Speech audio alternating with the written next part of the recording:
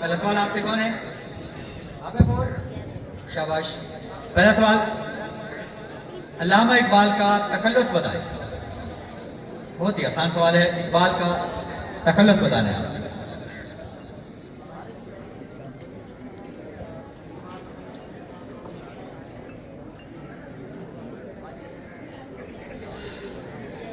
जल्दी कर बेटे, आपका टाइम अब और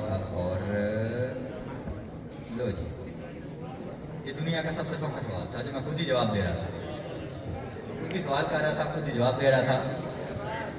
इकबाल का तखल्लुस इकबाल ही था। इकबाल बड़ा उपदेशक है, मन बातों में मुंह लेता है। इकबाल भी इकबाल से आगाह नहीं, तमस्कर इसमें नहीं, अल्लाह नहीं। जी बेटा, अगला सवाल आपके पास, अल्लामा मोहम्मद इकबाल, ध्यान सुनना बेटा सवाल। अल्लामा मोहम्मद इकबाल की फिक्री काविशों से वजूद में आने वाली रियासत का नाम बताएं।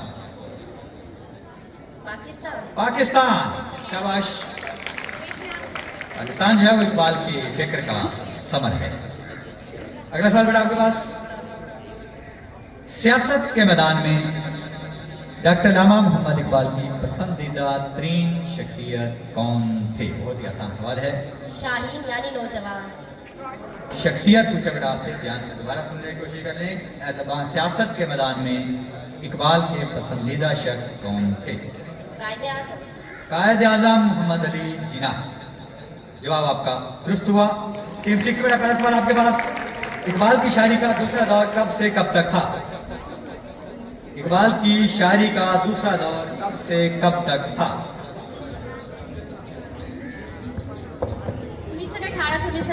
1918 से 23। आपका जवाब गलत है। 1905 से 8 ही इकबाल की शायरी का दूसरा दौर था। अगला बेटा, अल्लामा इकबाल ने मजहबी ज़ौक़ उनके किस उस्ताद मोहतरम की वजह से पैदा हुआ? इकबाल का मजहबी ज़ौक़ किस उस्ताद से पैदा हुआ? मौलवी मीर हसन। मौलवी मीर हसन। शाबाश, आपका जवाब दुरुस्त है।